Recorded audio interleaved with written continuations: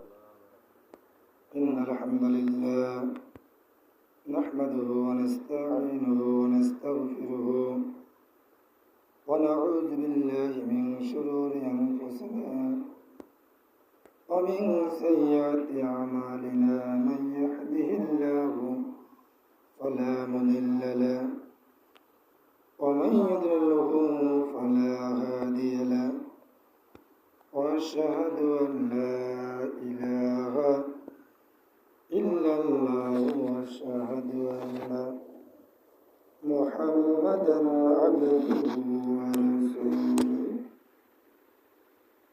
أعوذ بالله من الشيطان الرجيم بسم الله الرحمن الرحيم والله يدعو إلى دار السلام ويهدي من يشاء إلى صراط مستقيم صدق الله العظيم. عن ابن مسعود رضي الله تعالى عنه قال عن النبي صلى الله عليه وسلم قال لا تزول قدم ابن آدم يوم القيامة من عند ربه حتى يسأل عن خمس عن عمره فيما أفناه عن شبابه فيما أبلاه وماله من أين انتسبه وفيما أنفقوه وماذا عمل فيما علم. رواه البخاري الترمذي. يا أيها الذين آمنوا صلوا عليه وسلموا تسليما.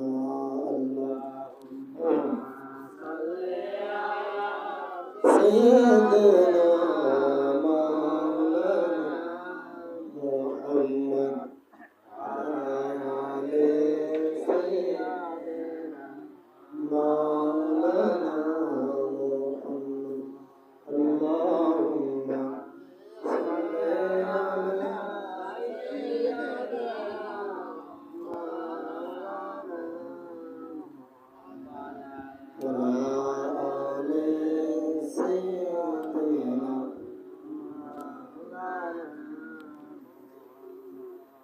আল্লাহ তুমি রহম করো নসিব করো মদিনাতে না দেখিয়া অদর দেশে নিও না।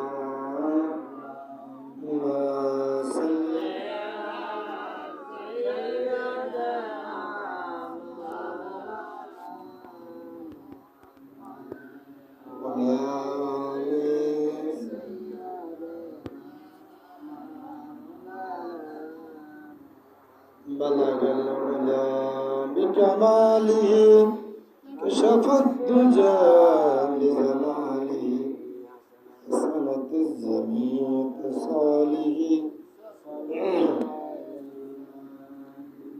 আলহামদুলিল্লাহ, শুকরিয়া আদায় করি মহান রব্বুল আলামিন, যে মহান মালিক পবিত্র মুহররম মাসের 26তম রজনী এর ৪র্থতম জুমায় আমাদেরকে আজানের সাথে সাথে তার পবিত্র ঘর মসজিদে আসার জন্য তৌফিক দান করেছেন। সেজন্য আমরা সকলেই অন্তরের অন্তঃস্থলে কালিমাতুর শুকর আদায় বলি আলহামদুলিল্লাহ। পাশাপাশি মানবতার মুক্তির দূত আমাদের কলিজার টুকরো নবী মুহাম্মদ রাসূলুল্লাহ সাল্লাল্লাহু আলাইহি ওয়াসাল্লাম। আজকে আমাদের জুমার আলোচ্য বিষয় অস্থায়ী জীবন প্রতারণার জালে আবদ্ধ। অস্থায়ী জীবন প্রতারণার জালে আবদ্ধ। আমরা সেই সুবাদে কোরআনের 10তম সূরার নাম সূরাতুল ইউনূস, সেই ইউনূস সূরার 25তম আয়াত আমরা তেলাওয়াত করেছি। প্রিয় নবীজির জবান মুবারকে অসংখ্য গণিত হাদিসটি তিরমিজি এবং বুখারী শরীফে এসেছে। হাদিসটির সিরিয়াল নাম্বার 2416 নম্বর।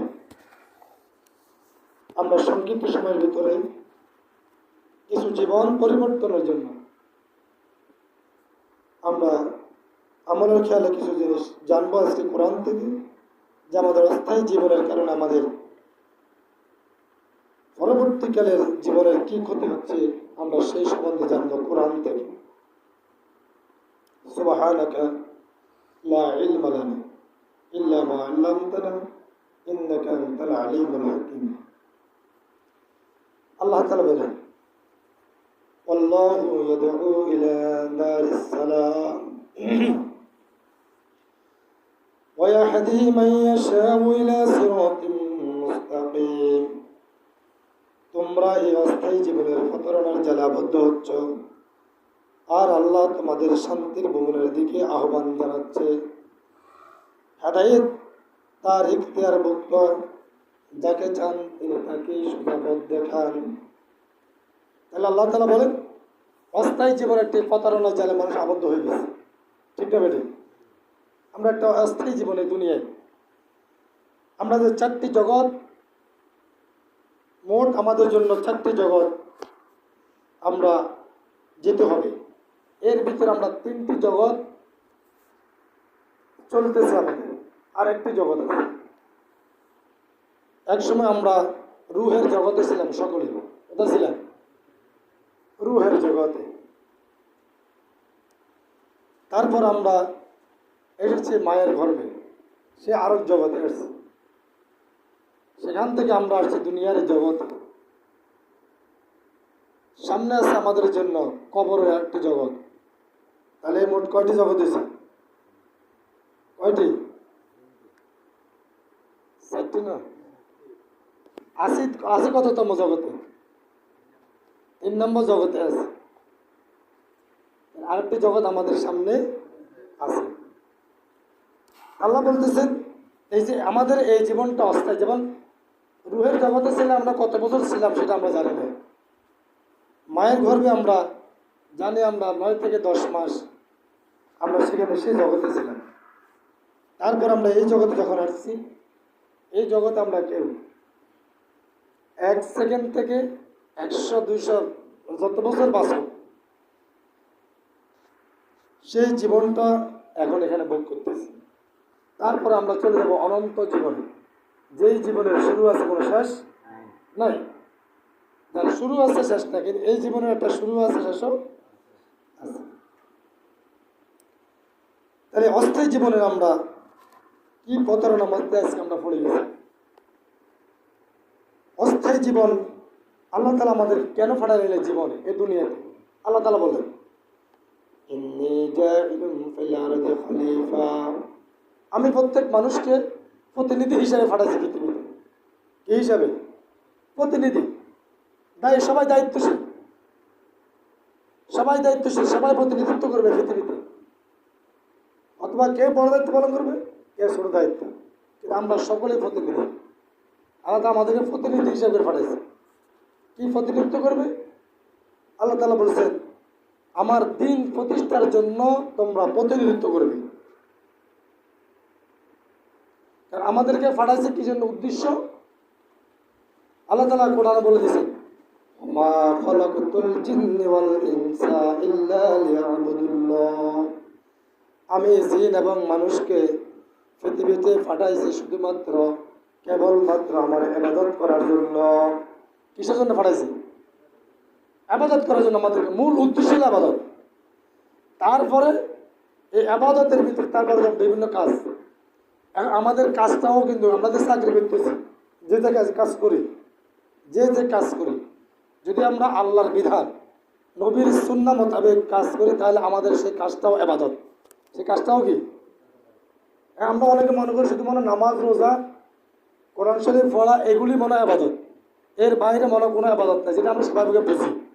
কিন্তু না, এই কথাটি ঠিক নয়, এটাও ইবাদত।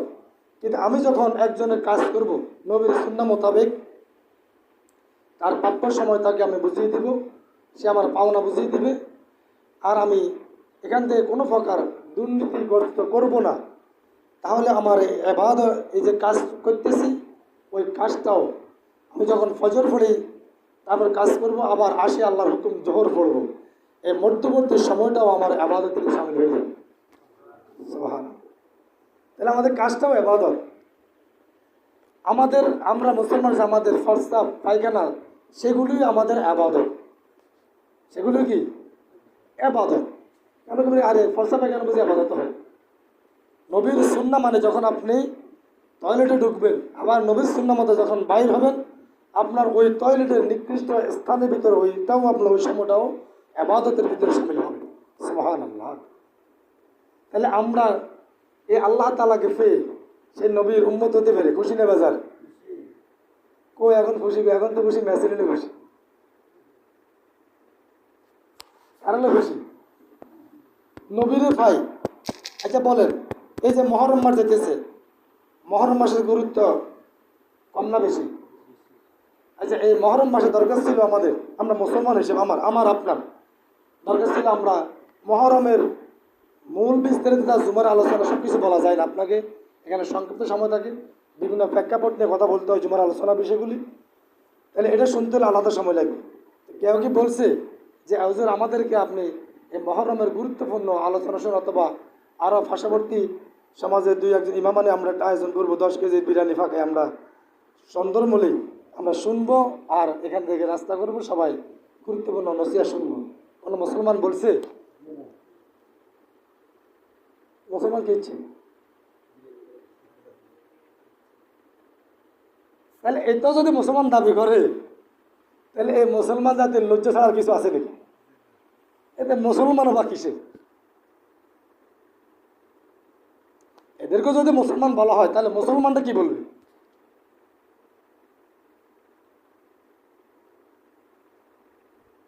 তাহলে মুসলমান কি বলবে এদেরকে? আমরা দেখছি সারা পৃথিবীর মুসলমানরা আমাদের বন্ধু না শত্রু? কেমন শত্রু? আন্তর্জাতিকভাবে শত্রু, শুধু ঘরে না, ঘর থেকে আন্তর্জাতিকভাবে শত্রু। কারণ মুসলমান একটি দেশ খেলায় ভালো করে খেলুক, জিতে আসুক, এটাও পৃথিবীর কাফেররা চায় না। গতকালকে দেখলাম আমেরিকান গোয়েন্দা বিভাগে ধরে দিছে যে 265 নাকি 70 মিলিয়ন টাকা যেটা ফিফাকে আর্জেন্টিনার সরকার দিয়ে দিছে, এটার তথ্য তারা বাইর করে ফেলছে, শুধু কাপটা ফেলে বলতে। মুসলমান ভালো খেললে জিতবে, এটা কাফেরদের পছন্দ হয় না। আর নামদারি কাফের বাচ্চারা, মুসলমান নামদারি, এরা যে এগুলো আব্বা মেশিন লাগে যায় গুড়ের, মেশিন লাগে যায় এখানে খবর লর। আবার দেখলাম ঢাকা বিশ্ববিদ্যালয়ের ছাত্র দলের ছেলেটা বলতেছে যে ফেরাউন যেভাবে এসেছে, মুসা যেভাবে এসে ফেরাউনকে ধ্বংস করে দিছে, সে মুসার বেশে মেসি চলে আসছে। নাউজুবিল্লাহ। সমস্ত আলেম অনলাইন যারা দেখছেন সবাই বলতেছে এ কাফের হয়ে গেছে, এ মুসলমান হইতে হবে। কারণ নবীর সাথে পৃথিবীর কারোর সাথে কোনো তুলনা হয় নাকি? আরে কোনো আলেমের সাথে তুলনা হবে না। নবীর তুলনায় নবী নিজেই। তাহলে নিকৃষ্ট খেলোয়াড় ওই কাফের বাচ্চার সাথে একজন নবীর সাথে তুলনা করা হয়েছে। এই জন্য সমস্ত আলেম সমাজ ঐক্যবদ্ধ, ও কাফের প্রকাশ্যে সে ক্ষমা চাইতে হবে জাতির কাছে, এবং সে মুসলমান হতে হবে, কালিমা পড়তে হবে, নতুবা তাই কাফের বলে সাব্যস্ত করা হলো। সেই মূল্যে এদের জানাজা বাংলার বুকে কেউ ফড়াবে না। কারণ তার আদর্শ যদি মেসি নেইমার হয়, তাহলে তো জানাজা ওর মতো হবে, ওর জানাজা মূর্তিমা কেন পড়বে, পড়ে লাভ হবে কি? আর ওর আদর্শ তো আর মুসলমানদের মধ্যে কেউ না।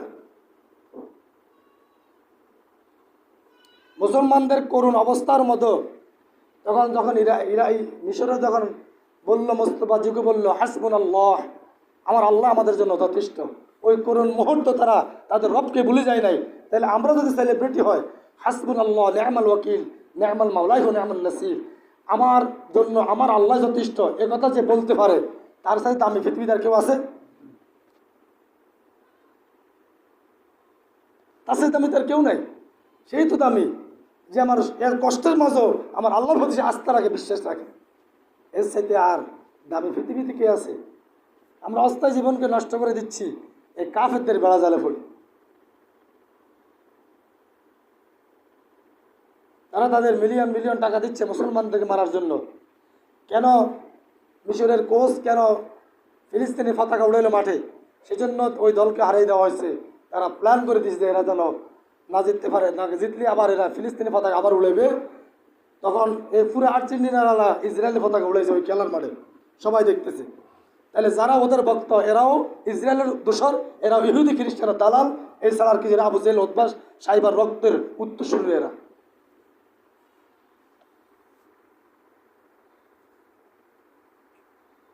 তাহলে আমাদের প্রত্যেকটা প্ল্যাটফর্মে আমরা আমার নবীজির সুন্নাহকে অনুসরণ করে মুসলমানদের পক্ষে নিয়ে আমাদের থাকতে হবে। সেটা যে কোনো প্রেক্ষাপট হোক, মুসলমানদের কাছেই আমাদের থাকতে হবে। ওদের থেকে আমরা পরামর্শ দিব, পরামর্শ নিব। এটাই হলো আমাদের মুসলিমদের নৈতিকতা। কারণ রাসূল সাল্লাল্লাহু আলাইহি ওয়াসাল্লাম বলছে, আল মুসলিম আখুল মুসলিম, এক মুসলমানের ভাই।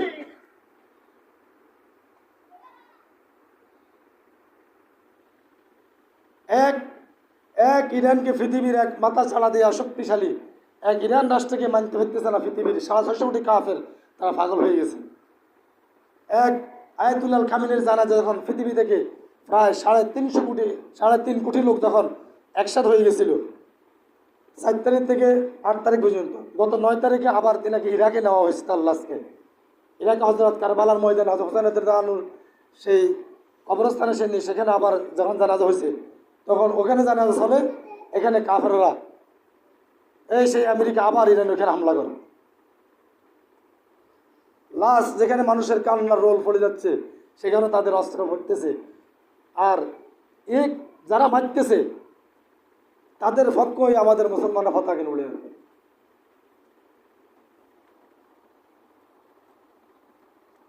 আয়াতুল্লাহ খামেনির সাথে আকীদাগত কোনো সমস্যা থাকতে পারে সেটা মুসলমানদের, কিন্তু মূল আপনার আকীদা কি?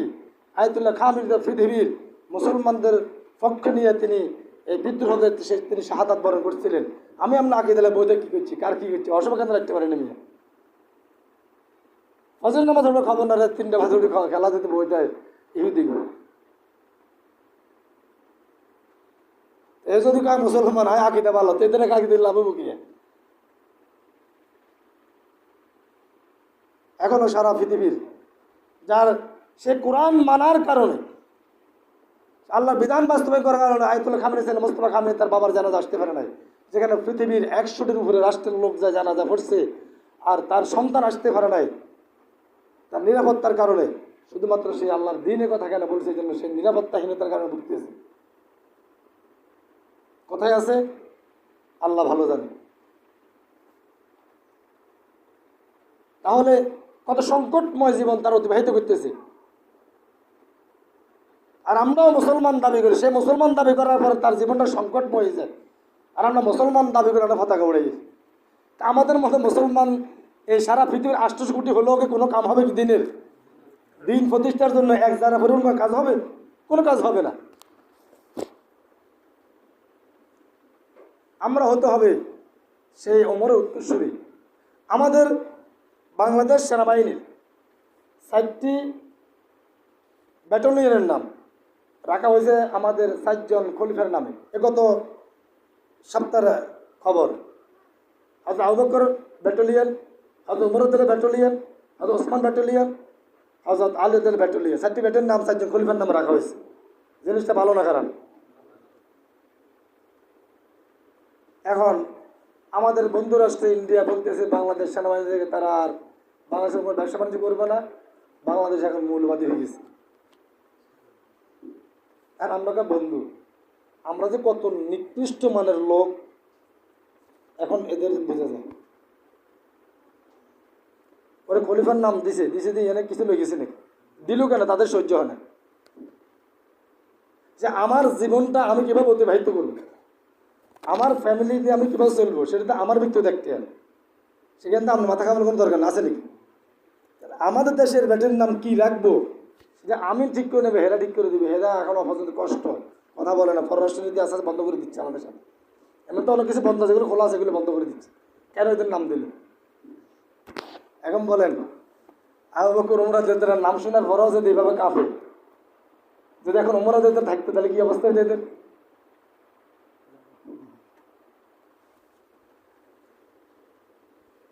তাহলে আল্লাহ তাআলা বলেন সূরা আরাফ কোরআনের 7 নম্বর সূরার 96 নম্বর আয়াত আল্লাহ তাআলা বলেন, ওয়ালাউ আন্না আহলাল কুরা আমানু ওয়াত্তাকু লাফাতাহনা আলাইহিম বারাকাতিম মিনাস সামাই ওয়াল আরদ ওয়ালাকিন কাযযাবু ফাআখাযনাহুম বিমা কানু ইয়াকসিবুন। যদি জনপদের লোকেরা ঈমান আনতো এবং তাকওয়ার নীতি অবলম্বন করত, তাহলে আমি তাদের জন্য আকাশ ও পৃথিবীর বরকতের দরজাগুলি সব কিছু আমি আল্লাহ খুলে দিতাম। সুবহানাল্লাহ। আল্লাহ বলছে জনপদের লোকেরা যদি আমি আল্লাহর প্রতি মেনে নিত, তাহলে আমি আল্লাহ রহমতের দরজাগুলি, বরকতের দরজাগুলি, জমিনের বরকতের দরজাগুলি আমি আল্লাহ তাদের জন্য খুলে দিতাম। কিন্তু তারা প্রত্যাখ্যান করেছে, কাজে তারা অসৎ কাজ করে যাচ্ছে, আর তার জন্য আমি তাদেরকে ফাকরাও করেছি। আল্লাহ তাআলা বলছেন তারা আমি আল্লাহর উপর ঈমান না আনি, তারা আমি আল্লাহর দ্বীন প্রতিষ্ঠাতে তারা দূরে সরে গেছে, এজন্য আমি আল্লাহ রহমতের দরজাগুলি সব বন্ধ হয়ে গেছে এবং তাদেরকে আমি ফাকরাও করে দিয়েছি। আমাদের নবীকে জানাইছে পূর্ববর্তী জাতিকে আল্লাহ তাআলা অসংখ্য জাতিকে ধ্বংস করে দিয়েছেন। কখন ধ্বংস করছেন? সূরা আরাফের 97 নম্বর আয়াত আল্লাহ তাআলা বলেন, আফামিনা আহলুল কুরা আন ইয়াতিয়াহুম বা'সুনা বায়াতান ওয়া হুম নাঈমুন। জনপদের লোকেরা যখন এই ব্যাপারে নির্ভর হয়ে গেছে যে আমার শাস্তি কখনো অকস্মাৎ রাত্রের উপকারে এসে পড়লে না, তখন তারা থাকবে নিদ্রামগ্ন।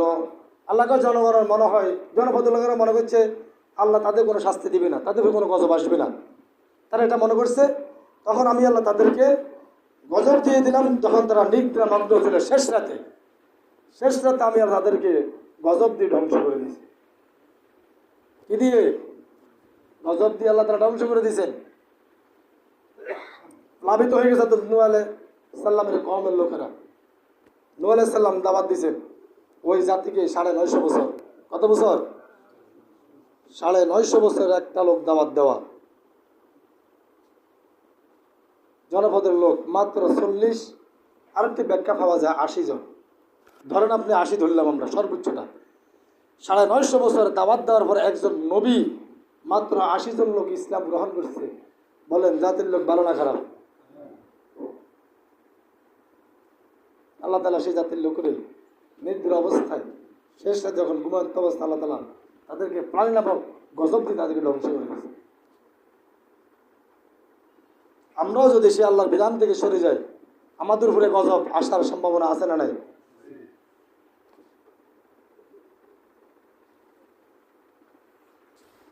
আল্লাহ তাআলা বলে দিয়েছেন, আওয়ামিনা আহলুল কুরা আন ইয়াতিয়াহুম বা'সুনা দুআন ওয়া হুম ইয়ালআবুন। অথবা তারা নিশ্চিত হয়ে গেছে যে আমাদের মজবুত হাত কখনো দিনের বেলা তাদের উপর এসে পড়বে না, যখন তারা খেলাধুলায় মেতে থাকবে। কয় যাক রাত্রে তো গজব হয়েছে, যাক ফরজ জাতি, ওই জাতি ধ্বংস করে রাত্রে। ফরজ জাতি কয় থাক রাত্রে তো ধ্বংস করছে, আমরা রাত্রে যাবো থাকবো, দিনের বেলাতে হাঁটতো না, আমরা দিনের বেলা হাঁটতো। তখন আল্লাহ তাআলা আসরের শেষ সময় খেলাধুলা, তখন মানে মানুষ খেলাধুলা করে কি দুপুর বেলা না বিকেল বেলা? আল্লাহ বলছে তখন খেলাধুলার সময় বিকেল বেলা। দেখো পৃথিবীর কাজকর্মে ব্যস্ত মানুষ, গরু ছাগল বলেন আনতেছে নিতেছে, ঘর ঢুকাচ্ছে, ছেলে মেয়ে খেলা করতেছে, সব বাড়িতে ঢুকতেছে, তখন আল্লাহ তাআলা গজব দিয়ে তাদেরকে ধ্বংস করে।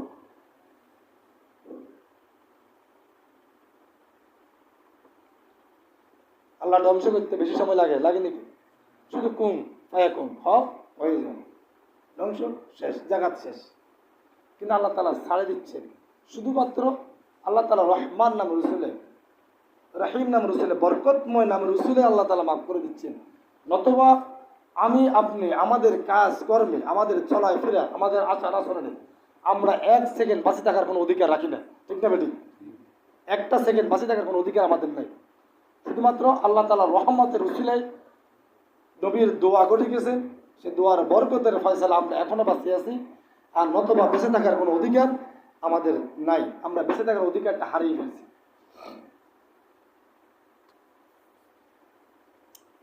রাসূল সাল্লাল্লাহু আলাইহি সাল্লামের সাহাবী থেকে বর্ণনা, তিনি একজন মাসউদ রাদিয়াল্লাহু বর্ণনা করেন। عن ابن مسعود رضي الله تعالى عن النبي صلى الله عليه وسلم قال لا تزل قدم ابن آدم يوم القيامة من عند ربه حتى يسأل عن 5 عن عمره فيما أفناه عن شبابه فيما عبلاه وماله من أين اكتسبه وفيه أنفق وماذا عمل فيما عالم। হযরত ইবনে মাসউদ রাদিয়াল্লাহু তাআলা আনহু হতে বর্ণিত, তিনি বলেন রাসূল সাল্লাল্লাহু আলাইহি ওয়াসাল্লাম বলেছেন, কিয়ামতের দিবসে 5টি বিষয় সম্পর্কে জিজ্ঞাসাবাদ হওয়ার আগ পর্যন্ত আদম সন্তান 1 পাও সে সামনে দিতে পারবে না। কয়টির হিসাব? 5টি জিনিসের হিসাব দেওয়া ছাড়া কোনো আদম সন্তান 1 কদমও সামনে যেতে পারবে না। কে বলছেন?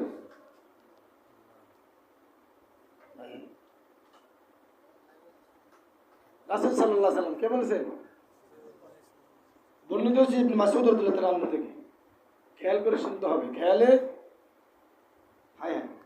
খেয়ালে আউলিয়া, খেয়ালে কি বেখেয়ালে দেউলিয়া। খেয়াল করবে, ভালো থাকবে, কান খাড়া করে শুনবে। 1 নম্বর, তার যৌবনকাল সম্পর্কে তাকে জিজ্ঞাসা করা হবে। কি সম্পর্কে? তার যৌবনকাল সম্বন্ধে তাকে জিজ্ঞাসা করা হবে। বড় মারাত্মক বিষয়। আর সে ছায়াতলে কয় শ্রেণীর লোকে স্থান পাবে? 7 শ্রেণী। কয় শ্রেণীর? এর ভিতরে হলে 1 শ্রেণীর হলো ওই যুবক যে তার যুবক বয়সে, যৌবন বয়সে ইবাদত করে, আল্লাহ তাআলা তাকে আরশের ছায়াতলে ছায়া দান করবে। আর যারা বলে যখন আমরা বৃদ্ধ হব, জীবনের শেষ প্রান্তে চলে যাব, তখন আমরা ইবাদত করব, সারাদিন মসজিদে পড়ে থাকবো, আল্লাহ বলছেন তারা আমার জান্নাতে তো যাবেই না, আরশের ছায়াতলে ছায়া পাবে না। আর সে যে বৃদ্ধ হবে এটা গ্যারান্টি কি? তার মানে সে নিজেই খোদাইত্ব দাবির অংশীদার হয়ে যাবে, সে বৃদ্ধ হবে, এটা তারা বলল কি? কোথেকে সে এই সার্টিফিকেট পেল? 2 নম্বর, তার ধন সম্পদ কোথা থেকে উপার্জন করেছে, কোথায় ব্যয় করেছে। কোথা থেকে উপার্জন করেছে, কোথায়? আমরা যদি গঞ্জে আঙ্গ ভাই মেসিল্লা নেমেরিল্লা আমরা বিরিয়ানি খাবাইছি, আল্লাহ টিয়া আয় করছি, কষ্ট করি, পরিশ্রম করি, মানুষের দিন মজুরি করি, ব্যয় করছি, এই কাজে আল্লাহর সামনে বলতে পারবো নাকি?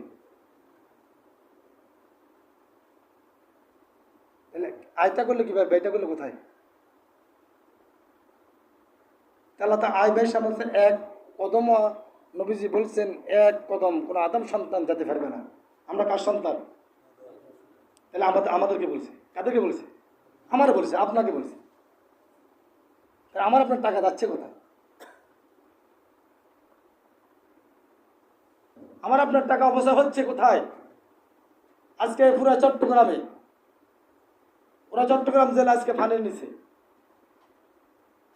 আমার আপনার শুধু ফান পেটে যদি শুধু জোগাড় করতাম, আজকে হাজার হাজার টাকা দিয়ে আমরা তাদেরকে খাদ্য, শুকনো খাবার দিতে পারতাম, তাদের প্রতি পাশে দাঁড়াতে পারতাম, আর্থিক সহযোগিতা দিয়ে। ঠিক না বেটি?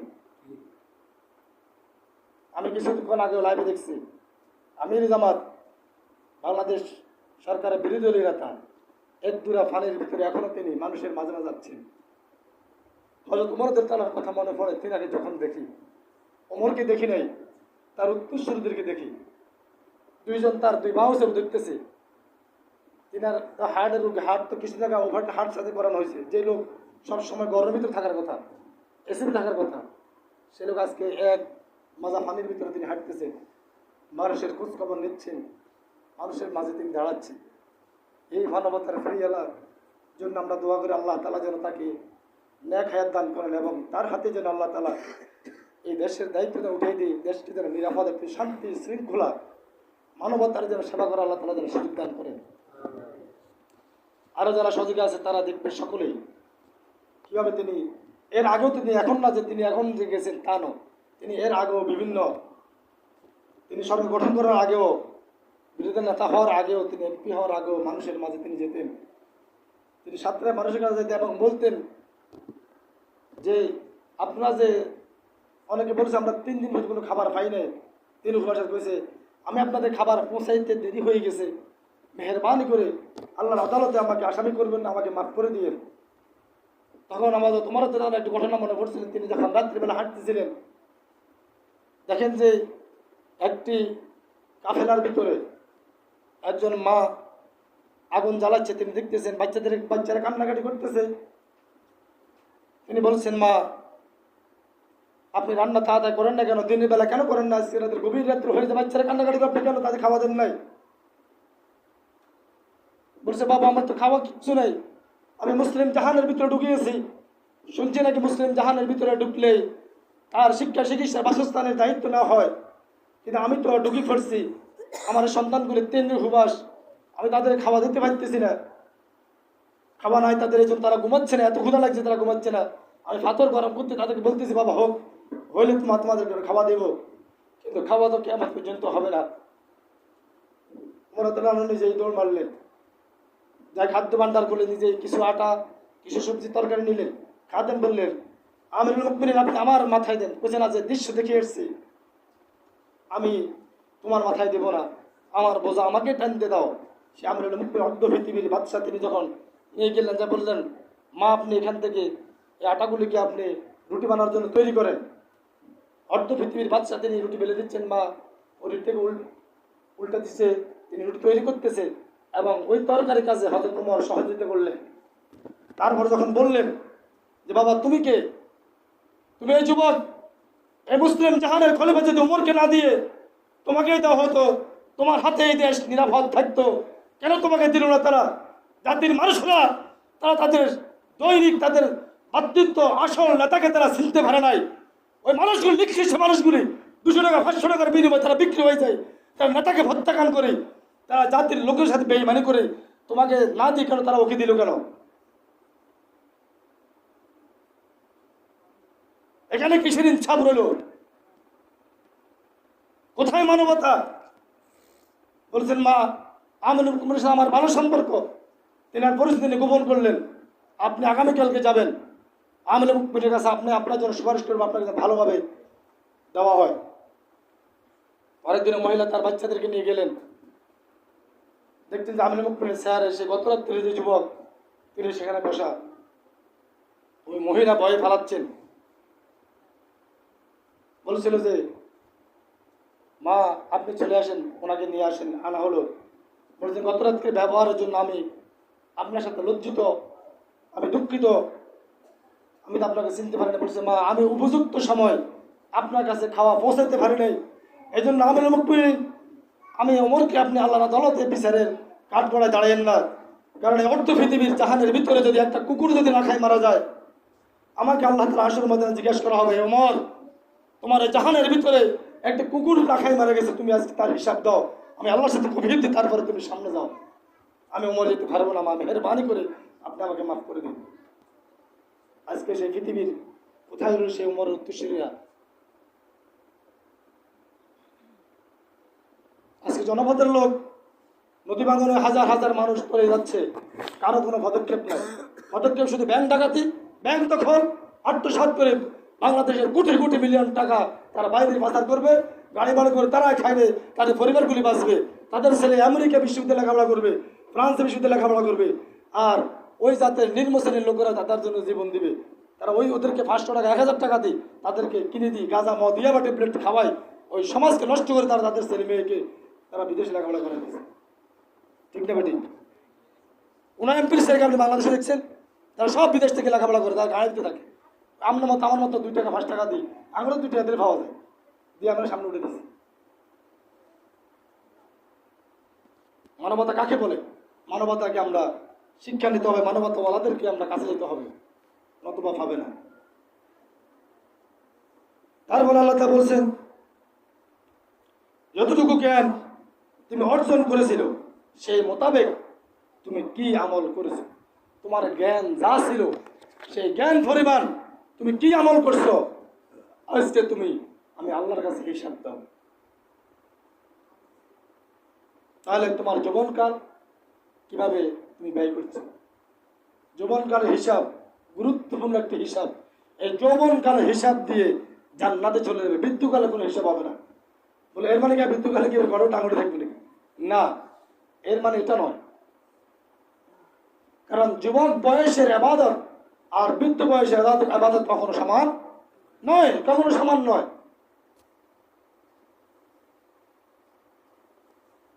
কারণ যুবক বয়সে সে চাইলে যা কিছু করতে পারে, বৃদ্ধ বয়সে সে চাইলে তা কিছু করতে পারে না। এই জন্য যুবক বয়সকে আল্লাহ তাআলা ওই সময়কে নবী পছন্দ করতেন।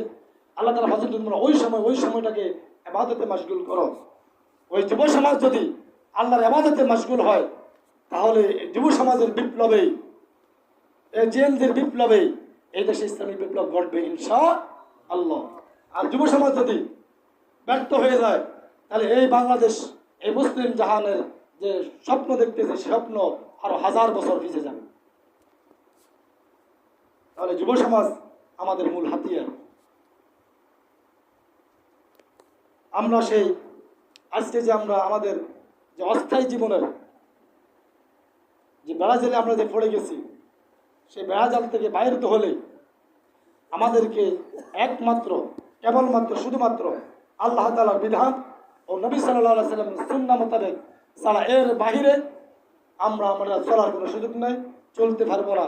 আল্লাহ তাআলা আমি এবং আমাদের সকলকে নবীর সুন্নাহ আল্লাহ তাআলা বিধান মতে চলার তৌফিক দান করুন। সুবহানাকাল্লাহু ওয়া বিহামদিকা আশহাদু আল্লা ইলাহা ইল্লা আনতা আস্তাগফিরুকা ওয়া আতুবু ইলাইক।